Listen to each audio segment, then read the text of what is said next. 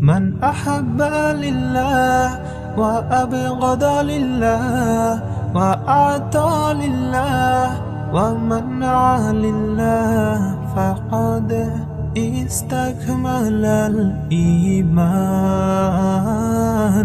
من أحب لله وأبغض لله وأعطى لله ومنع لله فقد استكمل الإيمان. এই যে আমাদের জীবন, এই জীবনের জন্য বিপদ, আপদ, পরীক্ষা, স্ট্রাগল এটা অনিবার্য, এটা হবে। বিপদ নাই, কষ্ট নাই, আপদ নাই, অনিশ্চয়তা নাই, স্ট্রাগল নাই, এমনকি কেউ আছে এখানে? কেউ কি হাত তুলে বলতে পারবেন যে হুজুর আমার জীবনে কোনো বিপদ নাই, অথবা আমার জীবনে কোনো দুঃখ নাই, কষ্ট নাই, কোনো স্ট্রাগল নাই, কোনো রিস্ক নাই? এরকম সৌভাগ্যবান কেউ আছেন এখানে? তাহলে জীবনের জন্য পরীক্ষা এটা অনস্বীকার্য, হবেই হবে পরীক্ষা। পৃথিবীর জীবনটাই এমন, এভাবেই এই লাইফকে ডিজাইন করা হয়েছে। পরীক্ষা থাকবে, এখানে বিপদ থাকবে, এগুলো উত্তীর্ণ হয়ে আপনাকে যেতে হবে। চিরসুখ চির শান্তি এটাই পৃথিবীতে হয় না। চিরসুখ এবং চিরশান্তির জায়গা হচ্ছে জান্নাত। চিরসুখ এবং চিরশান্তি কোথায়? এটা জান্নাতের বৈশিষ্ট্য। চিরসুখ চিরশান্তি, টেনশন নাই, ঝামেলা নাই, পরীক্ষা নাই, বিপদ নাই, রিস্ক নাই, স্ট্রাগল নাই। এটা হচ্ছে দ্য ফিচার্স অফ জান্নাত, জান্নাতের ফিচার। কিন্তু সমস্যা বাদে তখন যখন জান্নাতের ফিচার আমরা দুনিয়ায় খুঁজি। যেটা পাবো আমরা জান্নাতে, এটা খুঁজি কোথায়? এই তখনই সমস্যা বাদে। And this is the main problem. এটাই বড় সমস্যা। এই সমস্যার সমাধান কোথায়, এটা নিয়ে আজকে আমি কিছু কথা অ্যাড্রেস করবো ইনশাআল্লাহ। তো তাহলে আসুন শুনি জান্নাতের ফিচার কি। জান্নাতের কমন একটা ফিচার হচ্ছে জান্নাতে there will be no sickness in paradise. জান্নাতে কোনো অসুস্থতা থাকবে না, চিরসুস্থ। সুবহানাল্লাহ পড়েন। চিরসুস্থ, চির সবল, কেউ অসুস্থ হবে না জান্নাতে। জান্নাত হবে অ্যান্টি এইজিং, জান্নাতে বয়স বাড়বে না কারো, চির যৌবনা, চির যুবক, অ্যান্টি এজিং। আপনারা জানেন যে বর্তমান পৃথিবীতে অ্যান্টি এজিং ক্রিম পাওয়া যায় না? ক্রিম, কথা বুঝতেছেন? অ্যান্টি এজিং ক্রিম পাওয়া যায়। তারা বলে এই ক্রিম মাখলে চামড়ায় ভাঁজ পড়ে না। এটার দাম আছে কিন্তু অনেক। অ্যান্টি এজিং ক্রিম লাগায়, শ্যাম্পু ইউজ করে, অ্যান্টি এজিং অয়েল আছে, এটা দিলে নাকি চামড়ায় ভাঁজ পড়ে না। ইভেন ভারতের অনেক বড় একজন ব্যবসায়ী মুকেশ আম্বানি, নাম শুনছেন না? যে তার ছেলের বিয়ে হয়ে গেল। তো এই মুকেশ আম্বানির স্ত্রী নীতা আম্বানি, সে কিছুদিন আগে এক বোতল গোল্ড ওয়াটার খেয়েছে, gold water, and it's cost $60,000। $60,000 দাম এক বোতল গোল্ড ওয়াটারের। কেন? ফর অ্যান্টি এজিং, যাতে বয়সের ছাপ গালে না থাকে। এখন বলেন, এভাবে কি আমাদের বয়সকে ধরে রাখা সম্ভব এই পৃথিবীতে? সম্ভব না, কারণ এই ফিচারটা দুনিয়ার ফিচার না, এটা জান্নাতের ফিচার। সুবহানাল্লাহ পড়েন। তাহলে জান্নাতে কেউ অসুস্থ হবে না। জান্নাত হবে চির যৌবন, চির যৌবনা, ওখানে আমরা যুবক থাকবো। প্রত্যেকে 33 বছরের যুবক যুবতী হয়ে জান্নাতে ঢুকবো। বিষ্ণু ইসলাম বলেন, আহলুল জান্নাতি জুরদা ওয়া মুরদা ওয়া আবনাউ সালাসিন ওয়া সালাসিন। জান্নাতে যারা যাবে শুভ্র দাড়িবিহীন, প্রত্যেকে হবে 33 বছর বয়সের। ওই যে 33 বছর বয়সে একবার ঢুকলেন, আর বয়স বাড়বে না, ওইটাই চিরকাল ওই বয়স পাবেন। জান্নাতের আরেকটা ফিচার হচ্ছে নো ফ্রাস্ট্রেশন, কোনো চিন্তা নাই, দুশ্চিন্তা নাই, হাইপার টেনশন নাই, সজীব প্রাণবন্ত। সুবহানাল্লাহ। জান্নাতের আরেকটা ফিচার হচ্ছে there is no expiry date in জান্নাত। এক্সপায়ারি ডেট আছে? জান্নাতে যে ঢুকবো 7 দিনের জন্য চেক ইন, নাকি? চেক ইন কয় দিনের জন্য? 7 দিন, 10 দিন পরে চেক আউট করে ফেলবে, এরকম না। নো এক্সপায়ারি ডেট, আজীবন। একবার এন্ট্রি পেলে বের হওয়ার টেনশন নাই। আল্লাহু আকবার। তাহলে no expiry date, rather it's eternal. আজীবন থাকবেন, খালিদিনা ফিহা, চিরকাল থাকবেন। এবং জান্নাতের সবচাইতে গুরুত্বপূর্ণ ফিচার হচ্ছে there will be no death in জান্নাত। জান্নাতে আপনার আর মৃত্যু হবে না, মৃত্যুর বিদায় হবে। তার মানে আপনি অমর হবেন। তাহলে আপনি চির সুস্থ, চির সবল হবেন জান্নাতে, চির যুবক থাকবেন, প্রাণবন্ত থাকবেন, আপনি অমর হবেন, আপনি জান্নাতে মরবেন না। জান্নাতীরা যখন জান্নাতে যাবে, ফেরেশতারা ডেকে বলবে, ইয়া আহলাল জান্নাতি ইন্না লাকুম আন তাসিহু ফালা তাসকামু আবাদা। জান্নাতীরা চিরকাল সুস্থ থাকবা, অসুস্থ হবা না। ইন্না লাকুম আন তাশিব্বু ফালা তাহরামু আবাদা, তোমরা শাবাব থাকবা, বুড়া হবা না। ওয়া ইন্না লাকুম আন তাহইয়াউ ফালা তামুতু আবাদা, চিরকাল বেঁচে থাকবা, মরবা না। এবং সেদিন জান্নাতে মৃত্যু দেয়া হবে, মৃত্যু দেয়া হবে। ইউতাল মাউতু বিকাবশিন আমলাহ, একটা ছাগলের আকৃতিতে মৃত্যুকে আনা হবে। ফায়ুযবাহুল মাউত, মৃত্যুকে জবাই দেয়া হবে। এবার জান্নাতীরা তাকিয়ে থাকবে, ফেরেশতারা বলবে, ইয়া আহলাল জান্নাতি খুলুদুন ফালা মাউত, হে জান্নাতীরা চিরকাল এই জান্নাতে থাকবে। তাহলে জান্নাতের ফিচার পাইছেন? এখন কোন বোকা যদি এই ফিচার দুনিয়ায় খোঁজে, পাবে? পাবে না, কারণ দুনিয়ার ফিচার আলাদা। দুনিয়ার ফিচার কি? এই দুনিয়াতে বিপদ আসবে, কষ্ট আছে দুনিয়াতে, হতাশা আছে, ভয় আছে, অসুস্থতা আছে, বার্ধক্য আছে, এবং এই দুনিয়ার একটা এক্সপায়ারি ডেট আছে, আছে না? দ্য ডে ইউ ডাই, যেদিন আপনি মারা যাবেন, এটা আপনার এক্সপায়ারি ডেট, চলে যেতে হবে, চলে যেতে হবে। এই পৃথিবীতে মৃত্যুর অস্তিত্ব আছে, সবকিছু থমকে দিয়ে, আপনাকে চমকে দিয়ে মৃত্যু চলে আসবে, ঠিক কিনা বলেন? তাহলে এগুলো হচ্ছে দুনিয়ার ফিচার। এই দুনিয়াতে বিপদ আপদ, কষ্ট, ঝুঁকি, স্ট্রাগল, বার্ধক্য, অসুস্থতা, এগুলো নিয়ে আমাদেরকে টিকে থাকতে হয়। এটা দুনিয়ার ফিচার, মিলায় ফেললে হবে না। জান্নাতের ফিচার একটা, দুনিয়ার ফিচার আরেকটা। দুনিয়াতে কষ্ট থাকবে, বিপদ আপদ থাকবে।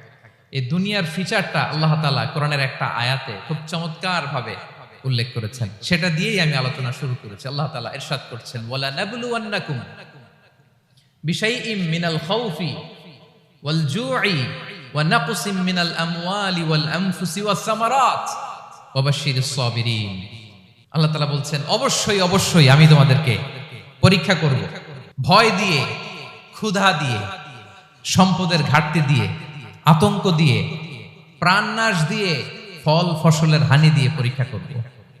কিন্তু এই পরীক্ষায় যারা উত্তীর্ণ হবে, যারা সবর ইখতিয়ার করবে, ওয়াবাশশিরিস সাবিরিন, ধৈর্যশীলদের জন্যই হচ্ছে সুসংবাদ। আলহামদুলিল্লাহ পড়ে।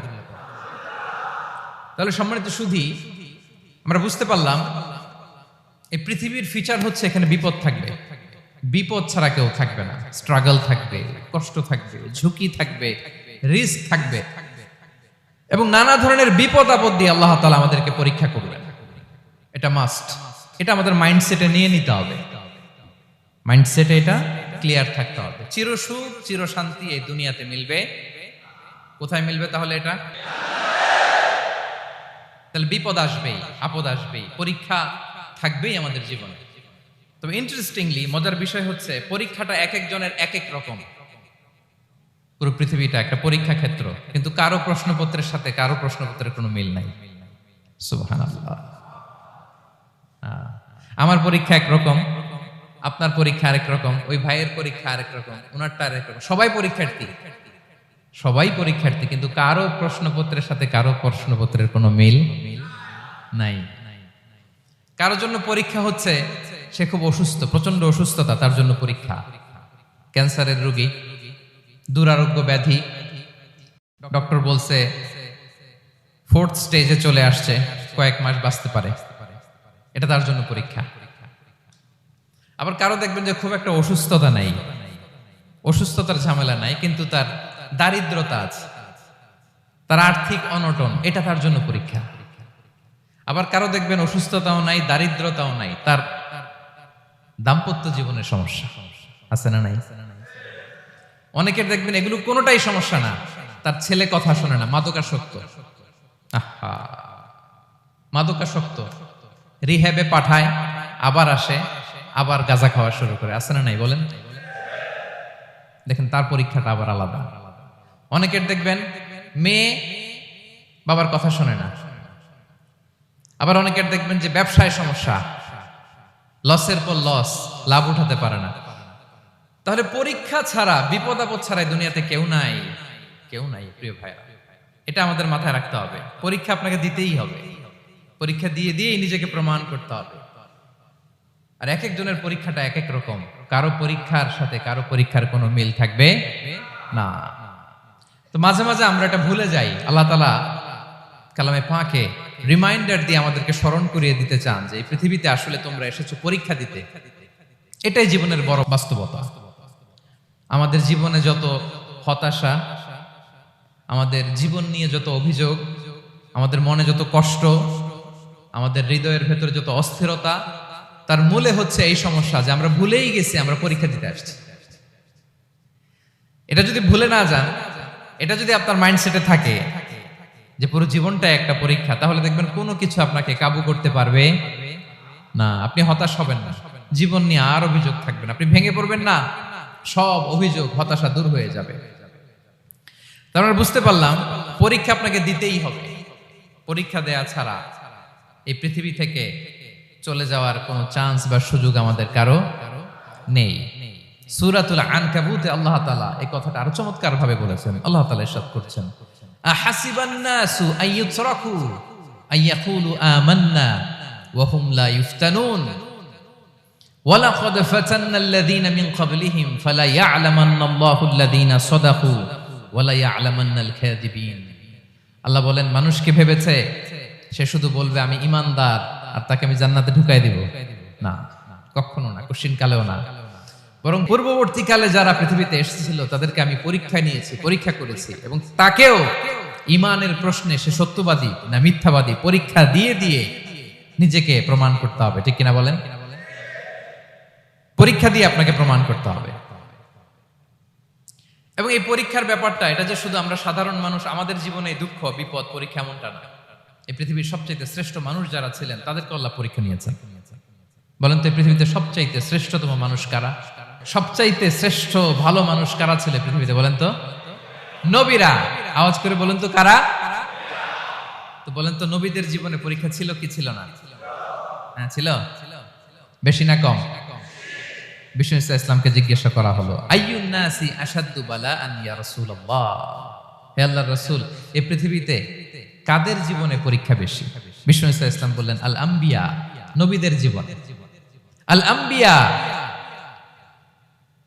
সুম্মাল আমসাল ফাল আমসাল, সবচাইতে জীবনে পরীক্ষার সম্মুখীন সবচাইতে বেশি হয়েছেন নবীরা। তারপরে নবীদের পরবর্তী অবস্থান যাদের, সিদ্দিকিন যারা, সোহাদা যারা, সলিহিন যারা, আল্লাহওয়ালা যারা, তাদের জীবনে পরীক্ষা বেশি। ইউবতালার রাজুলু আলা হাসাবি দীনি, ব্যক্তির দিনদারি যত বেশি তার জীবনে আল্লাহর পরীক্ষাও তত বেশি।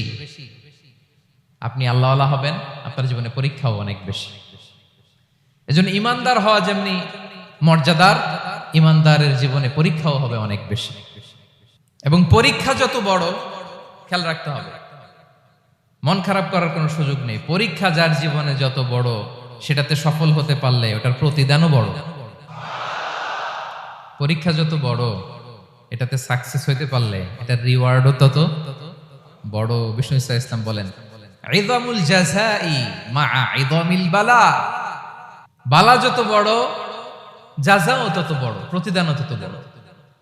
আপনারা নবীদের জীবনে যদি খেয়াল করেন, দেখবেন যেই নবীর জীবনে পরীক্ষা যত বেশি, সেই নবীর জীবনে সফলতাও তত বেশি।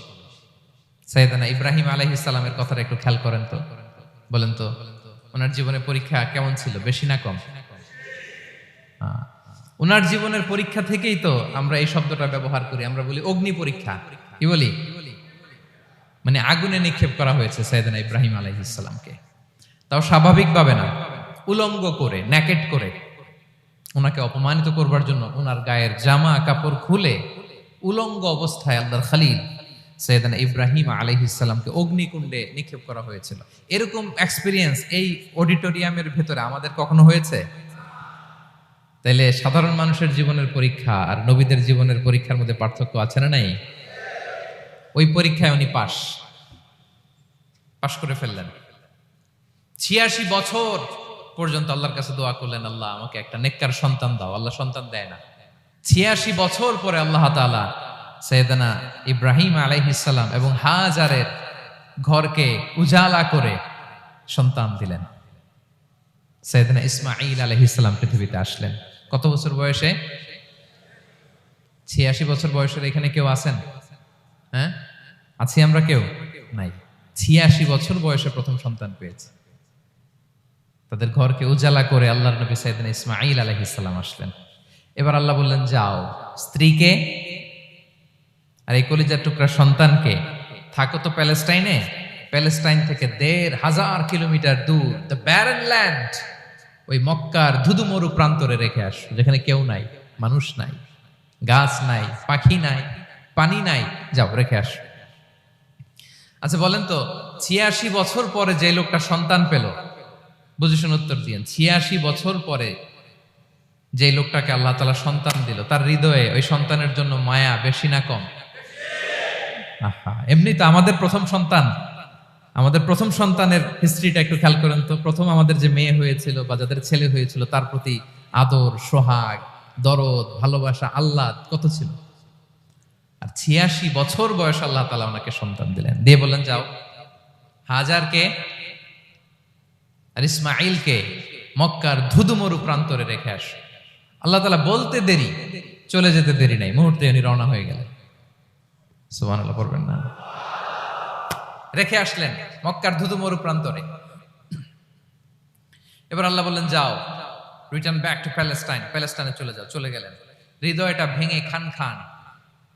অনেক বছর পরে আল্লাহ তাআলা আবার অনুমতি দিলেন, যাও এবার ছেলেকে দেখে আসতে পারো, যাও প্যালেস্টাইন থেকে আবার মক্কায় যাও। সাইয়েদনা ইব্রাহিম আলাইহিস সালাম প্যালেস্টাইন থেকে আবার ১,৫০০ কিলোমিটার পথ পাড়ি দিয়ে, এখনকার মতো ফ্লাইটে যায় না, গাড়িতেও না, উটে করে। কিসে করে? উনি যে কতবার মক্কা থেকে ফিলিস্তিন এসেছেন আর গিয়েছেন, কোনো ইয়ত্তা নাই, হিসাব নাই। গেলেন, এবার ছেলেটা হাঁটতে পারে, দৌড়াতে পারে, একটু একটু কথা বলতে পারে, আব্বু আব্বু ডাকতে পারে। কেমন মায়া লাগে বলেন তো? মায়া ভালোবাসায় যখন টইটম্বুর, ঠিক ওই মুহূর্তে আল্লাহ বললেন ছেলেকে জবাই করো, জবাই করো ছেলেকে। আল্লাহ তাআলা বলতে দেরি করেছেন, আল্লাহর আদেশ পালনে 1 সেকেন্ডও তিনি দেরি করেন নাই।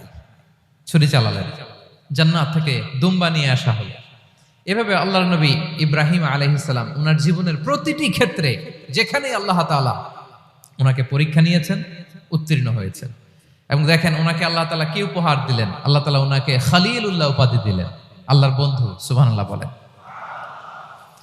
আল্লাহ তাআলা বলছেন, ওয়া ইযিবতালা ইব্রাহিম রাব্বুহু বিকালিমাতিন ফাআতাম্মাহুন ক্বালা ইন্নী জাঈলুকা লিন-নাসি ইমামা। আল্লাহ অনেকগুলো পরীক্ষা নিয়েছিলেন সাইয়েদনা ইব্রাহিম আলাইহিস সালাম, প্রতিটা পরীক্ষায় সাকসেসফুলি পাস করেছেন, গোল্ডেন এ প্লাস। আল্লাহ বলেন, ইন্নী জাঈলুকা লিন-নাসি ইমামা, I'm gonna make you the leader for the entire human being. I'm gonna appoint you as a leader for the entire universe. গোটা বিশ্বের জন্য, গোটা মানবতার জন্য আমি তোমাকে লিডার বানায় দিলাম। ইযামুল জাযাই মা'a ইযামিল বালা। পরীক্ষা যত বড়, ওই পরীক্ষায় পাশ করলে ওইটার ফলাফল ও প্রতিদানও বড়। তাহলে দেখেন প্রিয় ভাইরা, সাইয়েদনা ইব্রাহিম আলাইহিস সালামের জীবনে পরীক্ষার কোনো শেষ ছিল না। আমি আপনি কোথায়? আল্লাহর খলিলের জীবনে যদি এত পরীক্ষা থাকতে পারে, আমি আপনি কোথায় বলেন তো? এবার বলেন, সাইয়েদনা মূসা আলাইহিস সালাম, ওনার জীবনে তো কোনো পরীক্ষার ছিল না। হ্যাঁ, গুণে শেষ করতে পারবেন? জন্মটাই তো হয়েছে পরীক্ষার মধ্য দিয়ে। মিশরের ছেলে সন্তান হইলে ফেরাউন বলছে জবাই করো, ওনার মা এরকম সিন্ধুকে করে ভাসায় দিলেন নীল নদীতে। আল্লাহু আকবার! কি একটা রোমাঞ্চকর পরিস্থিতির মধ্য দিয়ে আল্লাহ তাআলা ওনাকে বাঁচালেন। সুবহানাল্লাহ। জন্মই হয়েছে পরীক্ষার মধ্যে দিয়ে। বড় হইলেন, ফেরাউনের ভয়ে দেশ ত্যাগ করলেন, মিশর থেকে মাদিয়ান। আবার আল্লাহর আদেশে যখন ফিরে আসলেন, আবার ফেরাউনের সাথে তর্ক বিতর্ক, যুদ্ধ। একটা রাত আল্লাহ নবী মূসা আলাইহিস সালাম শান্তি মতো মিশরে ঘুমাতে পারে নাই। একটা রাত, শেষ পর্যন্ত এই ফেরাউন মূসা আলাইহিস সালামকে ধাওয়া করেছে। ফেরাউনের ধ্বংসের আগ পর্যন্ত সে মূসা আলাইহিস সালামকে ধাওয়া করেছে। তার মানে মুসা আলাইহিস সালাম এই বিপদ আপদ পরীক্ষা এগুলো থেকে মুক্তি পান নাই। এবার বলেন ঈসা আলাইহিস সালামের কথা, ওনার জীবনে তার পরীক্ষা ছিল না? কি পরীক্ষা ছিল? হ্যাঁ, আল্লাহু আকবার।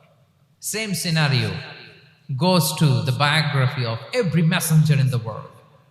পৃথিবীর সব নবীর ক্ষেত্রে একই ঘটনা ঘটেছে। সাইয়েদনা ঈসা আলাইহিস সালাম দাওয়াত যখন দিলেন, ওনার বিরোধিতা শুরু হলো, ওনাকে হত্যার ষড়যন্ত্র হলো, ইভেন কি ওনাকে মারার জন্য বনি ইসরায়েলেরা উদ্ধত হলো, জানে বাঁচবার জন্য পালালেন, এক ঘরে ঢুকলেন, চারদিক দিয়ে ঘেরাও করলো, উনি দরজা জানালা লাগাই দিলেন।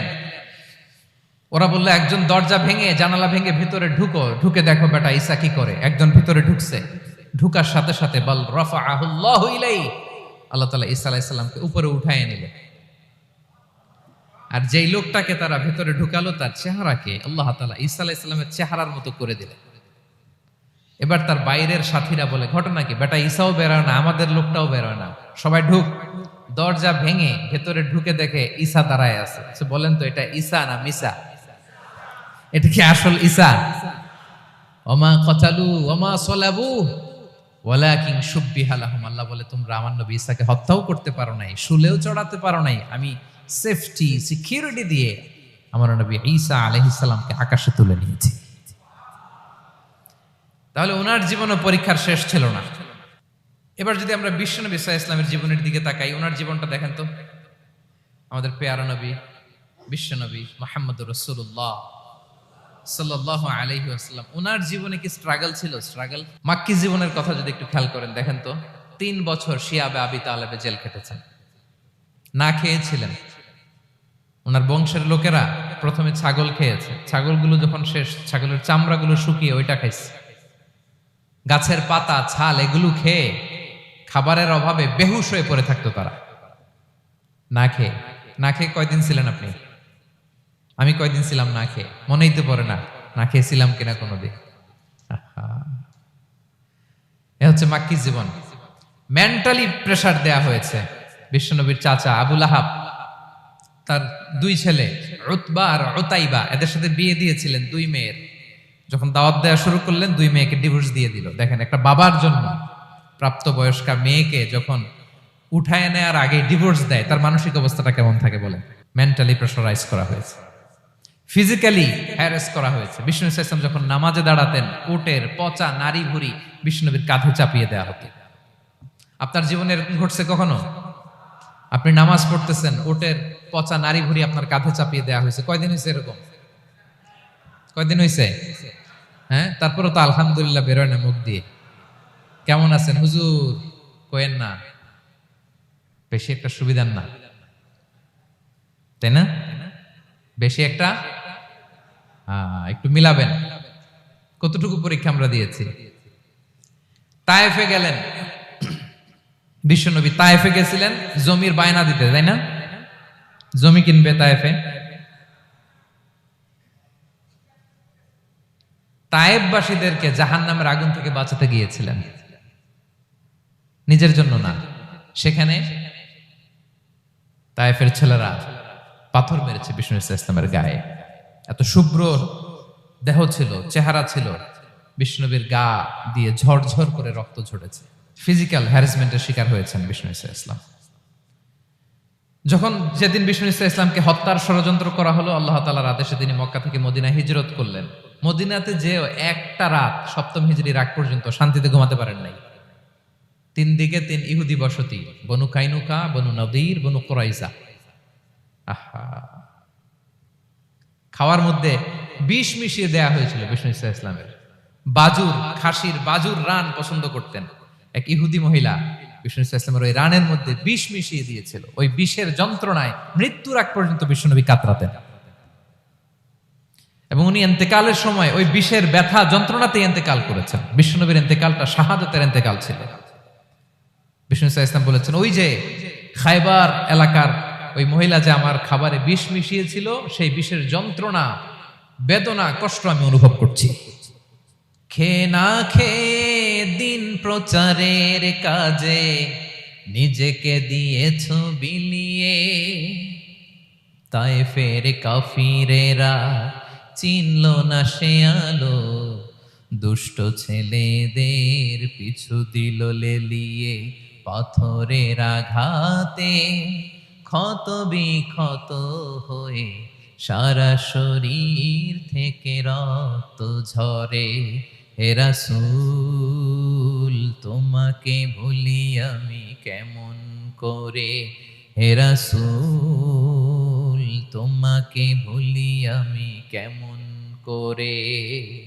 হাজার ব্যথা বেদনার পরে ফিরে আসনি তুমি আপন ঘরে, দিনের আলো তুমি ছড়িয়ে দিতে চলে গেলে মদিনায় মক্কা ছেড়ে। হে রাসূল তোমাকে ভুলি আমি কেমন করে, হে রাসূল তোমাকে ভুলি আমি কেমন করে। ঠিক কিনা বলেন? একটা রাত শান্তির ঘুম তিনি দিতে পারেন নাই। প্রিয় ভাইরা, তাহলে আমরা কি বুঝলাম? বিশ্বনবীর জীবনও পরীক্ষা ছিল কি ছিল না? আমাদের উপায় আছে? আমরা বাঁচতে পারবো এই বিপদ আপদ পরীক্ষা ঝঞ্ঝাল থেকে? বাঁচতে চাইলেও বাঁচতে পারবো? পারবো না। ইমাম মালিক আলাইহি রাহমা নাম শুনেছেন? ইমাম মালিক, ওনার জ্ঞান থেকে লাখো লাখো মানুষ উপকৃত হয়েছে, কোটি কোটি মানুষ উপকৃত হয়েছে। মদিনার রাস্তায় রশি দিয়ে ওনাকে টেনে হিচড়ে এক এলাকা থেকে আরেক এলাকায় নিত জালেম বাদশারা। ইমাম মালিক আলাইহি রাহমা। ইমাম আহমদ ইবনে হাম্বল, ওনাকে বেত্রাঘাত করা হতো, চাবুক দিয়ে পেটানো হতো। আমাদের মাযহাবের ইমাম আল ইমাম আল আযম আবু হানিফা আলাইহি রাহমা, ওনাকে কারাবন্দী করা হয়েছিল। তার মানে দেখেন, যত বড় বড় স্কলার, যত বড় বড় মাশায়েখ, এমনকি আম্বিয়া আলাইহিমুস সালাম, ওনারাও পরীক্ষা বিপদ আপদ থেকে রেহাই পাইছে? তাহলে আপনি আর আমি পাবো? বলেন তো। তাহলে এটা আমাদের ব্রেইনে গেঁথে নিতে হবে যে জীবন মানেই এখানে বিপদ থাকবে, পরীক্ষা থাকবে, স্ট্রাগল করে করে আমাকে আগাতে হবে। কেউ আমার জন্য রেড কার্পেট বিছিয়ে রাখবে না। এই জীবনটা বড় জটিল। This is life, how it's design. এভাবেই পৃথিবীকে ডিজাইন করা হয়েছে। এখানে বিপদ আছে, কষ্ট আছে। এই পরীক্ষা দিয়ে দিয়ে আপনাকে উত্তীর্ণ হতে হবে। বুঝতে পেরেছেন প্রিয় ভাইরা? নাও দ্য কোশ্চেন আরাইজেস, এখন প্রশ্ন হচ্ছে, কেন আল্লাহ এই পরীক্ষা নেন? কেন? আল্লাহ তাআলা সূরা মুলকে বলেছেন, এই পৃথিবী সাজানোর, এই জীবন মৃত্যুর এই খেলা, এটার উদ্দেশ্যটাকে আল্লাহ তাআলা স্পষ্ট করে বলেছেন। আল্লাযী খালাকাল মাউতা ওয়াল হায়াতা লিয়াবলুয়াকুম আইয়ুকুম আহসানু আমালা। জীবন মৃত্যু দিয়ে তোমাদের জীবনকে সাজানো হয়েছে এজন্য, যাতে করে তিনি তোমাদের পরীক্ষা করতে পারেন। কি করতে পারেন? তোমাদের মধ্যে কে সৎকর্মে অগ্রগামী, কে কাজে ভালো, আমলে ভালো, এটা দেখার জন্য। বেসিকলি আল্লাহর দেখার প্রয়োজন নাই, আমাদেরকে দেখানোর জন্য এই পরীক্ষার আয়োজন। আমি ভালো করবো না খারাপ করবো এটা আল্লাহ জানে না? তো ওনার পরীক্ষা করা লাগে কেন? কথা বলেন। আমি জান্নাতি না জাহান্নামী এটা আল্লাহ জানেন না? বেসিকলি আমাদেরকে জানানোর জন্য এই পরীক্ষার আয়োজন। কাদেরকে জানানোর জন্য? মানে তুমি জেনে যাও তুমি জান্নাতি না জাহান্নামী। আমি ভালো করেই জানি। একটা ছোট্ট উদাহরণ দিলে বুঝতে পারবেন প্রিয় ভাইয়েরা। ধরেন আল্লাহ তাআলা দুইজনকে সৃষ্টি করলেন। উদাহরণস্বরূপ একজনের নাম আব্দুল্লাহ, আরেকজনের নাম আব্দুর রহমান। সৃষ্টির পরে আব্দুল্লাহকে বললেন, আব্দুল্লাহ, আমি জানি তুমি পৃথিবীতে 50 বছর হায়াত পাইতা, খুব ভালো কাজ করতে, তুমি দুনিয়াতে অনেক ভালো কাজ করতে, এটা আমি আগেই জানি। আমার অসীম জ্ঞান বলে আমি আগে থেকেই জানি। তো যাও, তোমার এইমাত্র সৃষ্টি করলাম, যাও তুমি জান্নাতে ঢুকে যাও, কারণ আমি জানি তুমি জান্নাতি হবে। আচ্ছা, আর আব্দুর রহমান, তুমি পৃথিবীতে খুব খারাপ কাজ করতে, এটা আমি জানতাম। তোমারে পাঠাইলে খারাপ কাজ করবা, তুমি সীমা লঙ্ঘন করবা, অন্যায় করবা, অপরাধ করবা, তুমি জাহান্নামী হবা। যাও, যেহেতু আমি জানি পরীক্ষার আর দরকার নেই, তোমারে জাহান্নাম দিয়ে দিলাম, যাও ঢুকে যাও। আব্দুল্লাহ ঠিকই জান্নাতে ঢুকে যাবে, আব্দুর রহমান কি ঢুকবে? ঢুকবে। সে বলবে, আল্লাহ এইমাত্র আমারে বানাইলেন, এইমাত্র আপনি আমাকে সৃষ্টি করলেন, সৃষ্টি করেই বলতেছেন তুমি জাহান্নামে যাও, আর বলতেছেন আমি জানি দুনিয়াতে পাঠালে তুমি খারাপ কাজ করবা, তুমি জাহান্নামী হবা, পাঠানোর আর কি দরকার, আগে থেকে জাহান্নামে যাও। আল্লাহ আপনি জানলে জানতে পারেন, আমি তো জানি না। ঠিক কিনা বলেন? সে বলবে না আল্লাহ আপনি ভুল বলতেছেন, এই দুনিয়াতে পাঠাইলে আমি খুব ভালো কাজ করতাম, আমি সীমা লঙ্ঘন করতাম না, নামাজ পড়তাম, রোজা রাখতাম, হজ করতাম, যাকাত দিতাম, সাদাকা করতাম, চ্যারিটি করতাম, জনকল্যাণকর সব ভালো কাজগুলো আল্লাহ আমি করতাম। এজন্য আল্লাহ তাআলা পরীক্ষার আয়োজন করেছেন, যাতে করে তুমি জেনে যাও যে পৃথিবীতে তুমি কি করেছো। এখন আর আল্লাহকে এক্সকিউজ দেওয়ার সুযোগ নেই। আচ্ছা বলেন তো, আবু জাহেলকে যদি আল্লাহ এখন কিয়ামতের দিন বলে, Abu Jahl go to the hell fire, Abu জাহেলের কিছু বলার সুযোগ আছে? কারণ ও দুনিয়াতে কি করে আসছে এটাও জানে না। ফেরাউনকে ডেকে যদি আল্লাহ বলে, ফেরাউন তুমি জাহান্নামে যাও, go to the hell fire, ওর কি কোনো এক্সকিউজ দেওয়ার সুযোগ আছে? বলেন, সুযোগ আর আছে? কারণ তুমি দুনিয়াতে কি করেছো তোমার চেয়ে ভালো কেউ আর জানে। তা পৃথিবীতে এই পরীক্ষার এই আয়োজনের সবচাইতে বড় উদ্দেশ্য হচ্ছে যাতে করে আমরা দেখে যাই যে আমরা কি কাজ করছি। কেউ যখন পরীক্ষা দেয় প্রিয় ভাইরা, ওই পরীক্ষায় কত পাবে তার একটা হিসাব আছে না? বলেন, আপনি গণিত পরীক্ষা দিয়ে আসছেন, যে 100তে 100 পাবে সে বলতে পারে আমার সব অঙ্ক হয়েছে, ঠিক কিনা বলেন? আর যে লাড্ডু গুড্ডু বুঝছেন তো, কিছুই পারে নাই, ঘোড়ার ডিম, তারও একটা হিসাব আছে যে সে কিছুই লিখে আসতে পারে নাই। তাই পৃথিবীতে এই পরীক্ষার আয়োজনের প্রধানতম কারণ হচ্ছে যাতে করে আমরা বুঝে যেতে পারি যে আমরা কোথায় যাব, জান্নাতে না জাহান্নামে। প্রিয় সুধী, এ পর্যায়ে আমরা জানবো এই যে পরীক্ষা আল্লাহ তাআলা নিচ্ছেন আমাদেরকে, এই পরীক্ষায় সফল হওয়ার মূল মন্ত্র কি? কোরআনে বিভিন্ন আয়াতে এই পরীক্ষার কথা বলা হয়েছে এবং এই পরীক্ষার সফলতার মূল মন্ত্রও কোরআনে ঘোষিত হয়েছে। আলহামদুলিল্লাহ বলেন। যে আয়াত দিয়ে আমি শুরু করেছি এই আয়াতে আল্লাহ তাআলা বলেছেন, ওয়াবাশশিরিস সাবিরিন, নবী হে ধৈর্যশীলদেরকে আপনি সুসংবাদ দিন, ধৈর্যশীলদেরকে সুসংবাদ দিন। তার মানে বিপদে ধৈর্য ধারণ করতে হবে প্রিয় ভাইরা। ইন্নামাস সাবরু ইনদা সাদামাতিল উলা, বিপদে আমরা অনেক সময় প্যানিক হয়ে যাই, অস্থির হয়ে যাই, কি করব, হতাশ না। মুমিনরা হতাশ হয় না, ধৈর্য ধারণ করে। কি করে? কি করে? ধৈর্য ধারণ করার শক্তি দাও গো মেহেরবান আমায়, দাও গো মেহেরবান। পড়েন, ধৈর্য ধারণ করার শক্তি দাও গো মেহেরবান আমায়, দাও গো মেহেরবান। সবাই বলুন একসাথে, ধৈর্য ধারণ করার শক্তি দাও গো মেহেরবান আমায়, দাও গো মেহেরবান। বুকের ভেতর ব্যথার নদী বইছে অবিরাম, বইছে বইছে অবিরাম। পড়ুন, ধৈর্য ধারণ করার শক্তি দাও গো মেহেরবান আমায়, দাও গো মেহেরবান। পড়েন আমিন। আল্লাহ যেন বিপদে আমাদেরকে ধৈর্য ধারণ করার তৌফিক দান করে।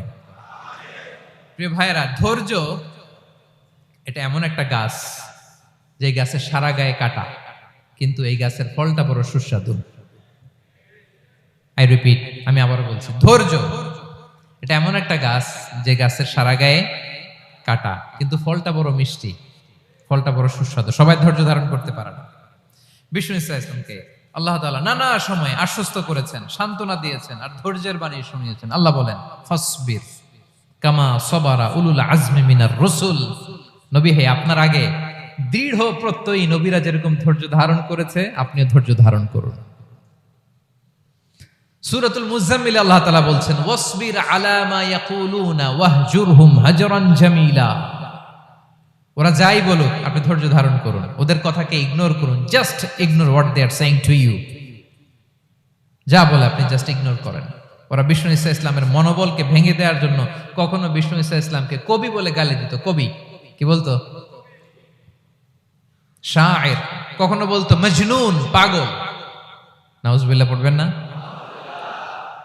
পাগল বলে গালি দিত। মাঝে মাঝে বলতো কাহিন, গণক।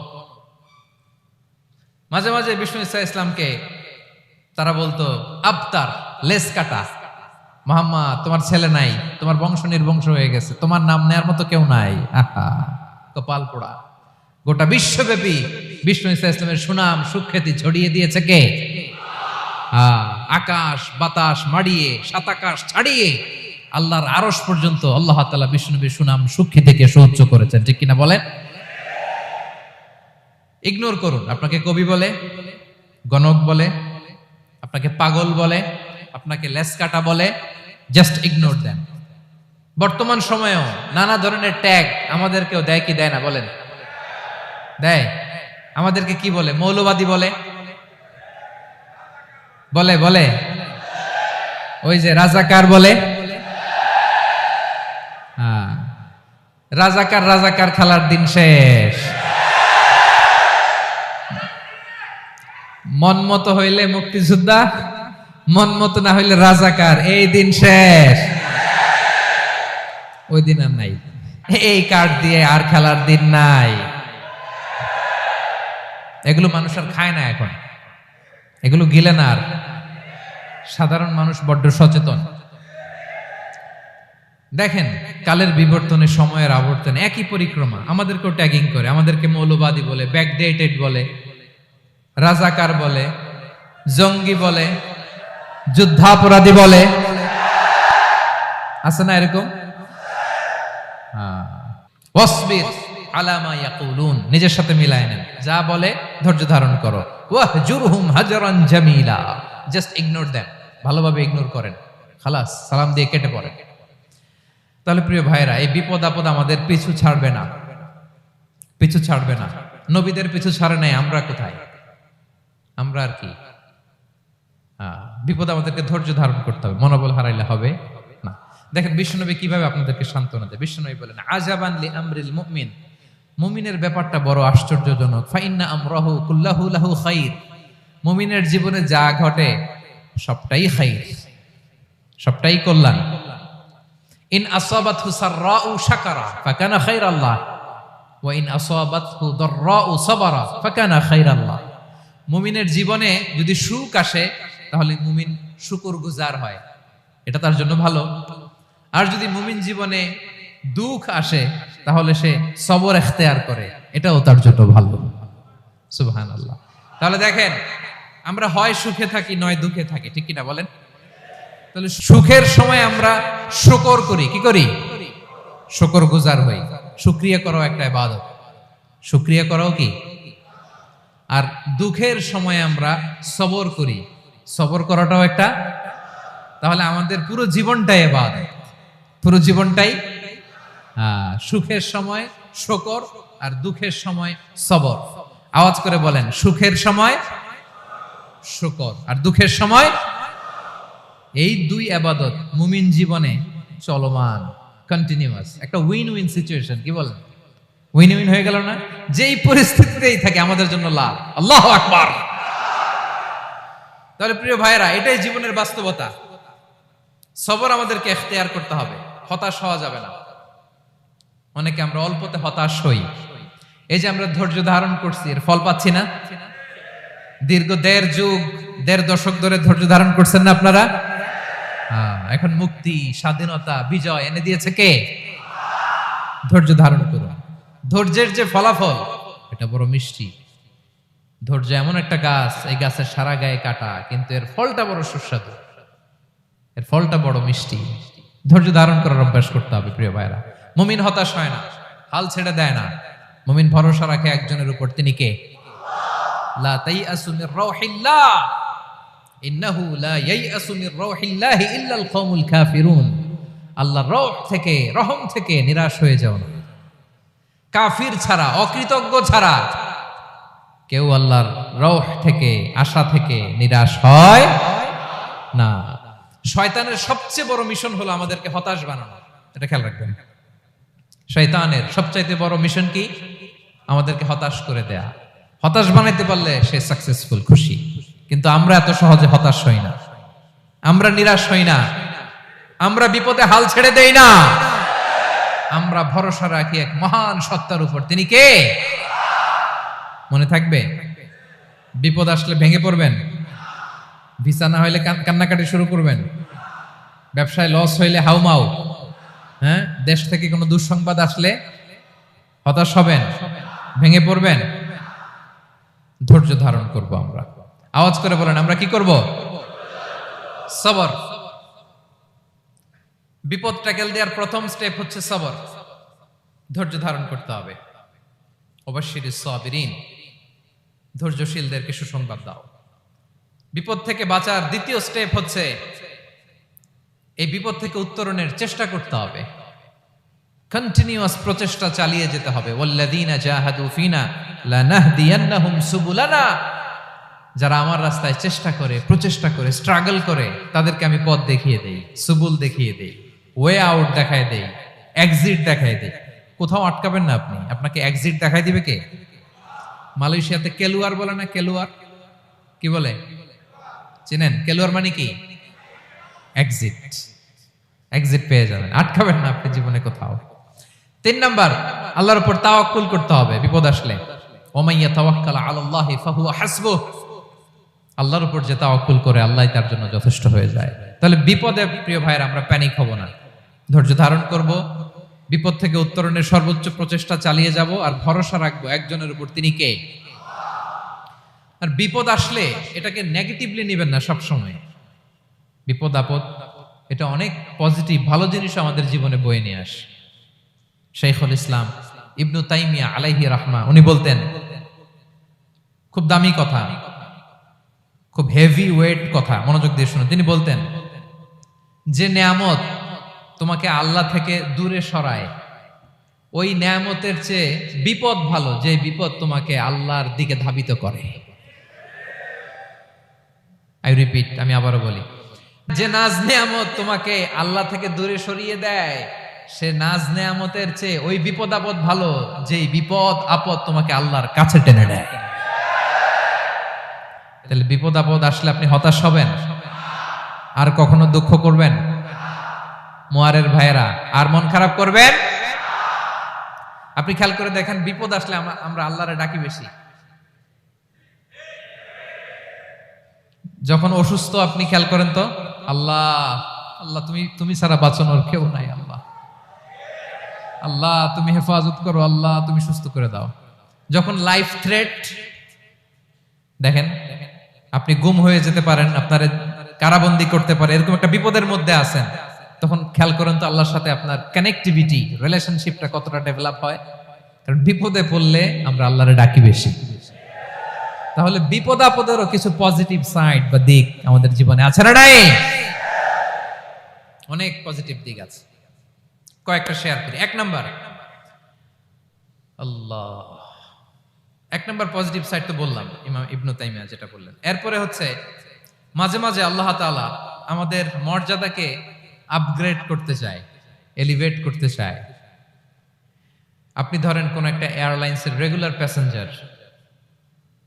প্যাসেঞ্জার টিকিট কাটেন, মাঝে মাঝে হঠাৎ করে দেখবেন কাউন্টারে গেলে তারা বলে you are upgraded to business class, অথবা you are upgraded to first class.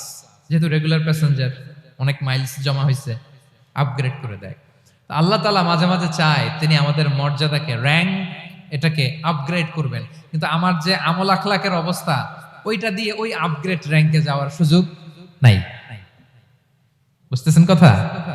আল্লাহ চায় আমার লেভেল একটু আপ করতে, কিন্তু আমার আমলের যে অবস্থা, এতে আমি ওখানে যাই না। তখন আল্লাহ কিছু বিপদ আপদ দিয়ে, পরীক্ষা দিয়ে বান্দাকে টেস্ট করে। ওই পরীক্ষায় যদি উত্তীর্ণ হন, সাথে সাথে আল্লাহ তাআলা আপনার লেভেল বা র্যাঙ্ক আপগ্রেড করে দেয়। সুবহানাল্লাহ পড়বেন না? তাহলে লাভ না লস? আওয়াজ করে বলেন, লাভ না লস? মুমিন জীবনের সব লাভ। যত বিপদ আপদ আপনাকে স্পর্শ করে, প্রতিটাতেই আপনার জন্য কল্যাণ। বিষ্ণু ইসলাম বলেন, মা ইউসিবুল মুসলিমা মিন নাসাবিন ওয়ালা ওয়াসাবিন ওয়ালা হাম্মিন ওয়ালা হুজনিন ওয়ালা আযান ওয়ালা গাম্মিন হাত্তা শাওকাতি ইউশাকুহা ইল্লা কাফারাল্লাহু বিহা খাতায়া। আপনার জীবনে যত দুঃখ, যত যন্ত্রণা, যত টেনশন, যত অ্যাংজাইটি, যত ইনজুরি, এমনকি গোলাপ ফুল পাড়তে যে ওখানে যে কাটা বাঁধছে, বরই খেতে যে বরই গাছে ওঠার পর যে একটা কাটা বিঁধছে আপনার হাতে, এর কারণে আল্লাহ তাআলা আপনার গুনাহ মাফ করে দেয়। সুবহানাল্লাহ। তাহলে বিপদ আপদ দিয়ে আল্লাহ বান্দার মর্যাদাকে আপগ্রেড করে। বিপদ আপদে ফেলে আল্লাহ তাআলা বান্দার পাপ মোচন করে, বিপদ আপদ দিয়ে আল্লাহ তাআলা বান্দার শাস্তি মওকুফ করে। এমন পাপ করছেন এটার জন্য শাস্তি বরাদ্দ হয়ে গেছে, কিন্তু আল্লাহ তাআলা ওই শাস্তি থেকে মাঝে মাঝে আপনাকে বাঁচাতে চায়, তখন কিছু বিপদ দিয়ে বান্দারে পরীক্ষা করে। উত্তীর্ণ হলেই আল্লাহ তাআলা ওই শাস্তিকে মওকুফ করে দেয়। তাহলে আসুন সামারি করি, পুরো আলোচনাটার সামারি করি। 1 নম্বর সামারি হচ্ছে বিপদ আপদ, পরীক্ষা, স্ট্রাগল, কষ্ট, এটা সুন্নাতুল্লাহি ফিদ দুনিয়া। এই দুনিয়ায় আল্লাহর সুন্নাত, এর বাইরে কেউ যেতে পারে না, ইভেন নট দ্য মেসেঞ্জার্স, নবীরাও না। আজকের আলোচনায় শুনছেন না নবীদের জীবন দিয়ে কি গেছে, ups and downs, test and trial, নবীরাও না। তাহলে এটা আমাদের মাইন্ডসেটের সাথে সেট আপ করে নিতে হবে যে অতীতে, বর্তমানে, ভবিষ্যতে বিপদ আপদ মুক্ত এই পৃথিবীতে কেউ থাকবে না। পারবেন? হ্যাঁ, এটা মাইন্ডসেটে নিয়ে নিতে হবে যে এটাই জীবন, বিপদ আপদ দিয়ে আল্লাহ পরীক্ষা করবেন। এটাই পৃথিবী, চির সুখ চির শান্তি এই পৃথিবীতে খুঁজলেই পাওয়া যায় না। শুরুতে বলছিলাম না, চির সুখ চির শান্তি। বলেন তো এটা কি দুনিয়ার ফিচার না জান্নাতের ফিচার? জান্নাতের ফিচার দুনিয়ায় খুঁজলে পাওয়া যাবে? যাবে না। তাহলে আজকের আলোচনার 1 নম্বর লেসন হচ্ছে বিপদ আপদ এটা সুন্নাতুল্লাহি ফিদ দুনিয়া, এই দুনিয়া আল্লাহর সুন্নাত, এটা থেকে মুক্তি পাওয়ার কোনো সুযোগ নাই, নবীরাও পায় নাই। 2 নম্বর লেসন, বাঁচার যেহেতু সুযোগ নাই, we have to face it with patience, intellect and tawakkul. বিপদে অস্থির হওয়া যাবে না, এটাকে ফেস করতে হবে উইথ পেশেন্স, ধৈর্যের সাথে। বিপদ আমরা মোকাবেলা করব কিসের সাথে? ধৈর্য। প্যানিক হবেন না, অস্থির হবেন না, ধৈর্য ধারণ করবেন উইথ ইন্টেলেক্ট। আল্লাহর দেয়া আপনার ইন্টেলেক্ট খাটিয়ে এই বিপদ উত্তরণের সর্বান্তকরণের চেষ্টা প্রচেষ্টা আপনার চালায় যেতে হবে। আর সবশেষে আত-তাওয়াক্কুল আলাল্লাহ, ডিপেন্ডিং অন আল্লাহ, ভরসা করব কার উপর? আল্লাহর উপর। পারা যাবে তো? আচ্ছা, 2টা লেসন গেল। 3 নম্বর লেসন হচ্ছে আমাদের ছেলে মেয়েদেরকে we have to educate our child regarding the test and trial in this দুনিয়া। দুনিয়ার এই বিপদ আপদের ব্যাপারে আমাদের ছেলে মেয়েদেরকে শেখাতে হবে, বুঝাতে হবে। ওরা ছোট মানুষ তো অস্থির হয়ে যায়, আব্বু আমার সাথে কেন এমন হয়, আমারই শুধু পেন্সিল চুরি হয়, আমারই শুধু এটা হয়, আমি পরীক্ষায় খারাপ করি, আমি ব্যথা পাই, আমার এই আমার সেই। ছোট মানুষ তো বুঝে না, ওরা বুঝাইতে হবে যে বাবা, this is the essence of life, এটাই জীবন, এটাই কি এই লাইফ হ্যাকস গুলো তাদেরকে শেখাইতে হবে। ডোন্ট বি প্যানিক, প্যানিক হওয়া যাবে না। This is how life is design, এটাই জীবন, বিপদ আপদ আসবে, এটাকে মেনে নিতে হবে, ছেলে মেয়েদেরকে শিখাইতে হবে, তাহলে তারাও প্যানিক হবে না। পারবেন তো ইনশাআল্লাহ? আচ্ছা, 4 নম্বর লেসন হচ্ছে যেটা আমরা জানলাম, এই বিপদ আপদ সবসময় আমাদের জন্য খারাপ না। সামটাইমস ইট ব্রিংস খায়ের for us if dealt properly. ঠিকমতো বিপদকে ডিল করতে পারলে এটা আসলে আমার জন্য আখেরে কল্যাণই বয়ে নিয়ে আসে। কি বলেন, তাই না? কল্যাণ বয়ে নিয়ে আসে। সব শেষ কথা হলো আমরা যেন এই বিপদগুলোকে প্রপারলি ডিল করতে পারি, আমরা যেন সবর ইখতিয়ার করতে পারি। আল্লাহর কাছে চাইতে হবে, দোয়া করতে হবে, কারণ তৌফিক দেওয়ার মালিক কে? আল্লাহর কাছে যেন আমরা কায়মনোবাক্যে প্রার্থনা করতে পারি, আল্লাহ এই বিপদকে যেন আমরা ডিল করতে পারি উইথ সাবর, উইথ ইন্টেলেক্ট, উইথ তাওয়াক্কুল। আসল হাতিয়ার হচ্ছে এটা, দোয়া। আল্লাহর কাছে চাইবেন, মনোযোগের সাথে চাইবেন, আন্তরিকতার সাথে চাইবেন। উদউল্লাহ ওয়া আনতুম মুখিনুনা বিল ইজাবা। বিষ্ণু বলেন এমন ভাবে চাও যেন তুমি অনেকটা কনফার্ম যে তোমার দোয়া আল্লাহ কবুল করবেনই, এমন ভাবে চাও। অনেকে রোবোটিক দোয়া করে। রোবোটিক দোয়া মানে দোয়ার মধ্যে প্রাণ নাই, ধ্যান নাই, মন নাই, আগ্রহ নাই, ভালোবাসা নাই, ওই দোয়া আল্লাহ কবুল করে না। মনোযোগ দিয়ে চাইতে হবে চাওয়ার মতো, তাহলে আল্লাহ তাআলার পক্ষ থেকে তৌফিক পাওয়া যাবে। পারা যাবে তো ইনশাআল্লাহ? আল্লাহ তাআলা আমাদের সবাইকে বিপদে আপদে ধৈর্য ধারণ করার তৌফিক দান করুক।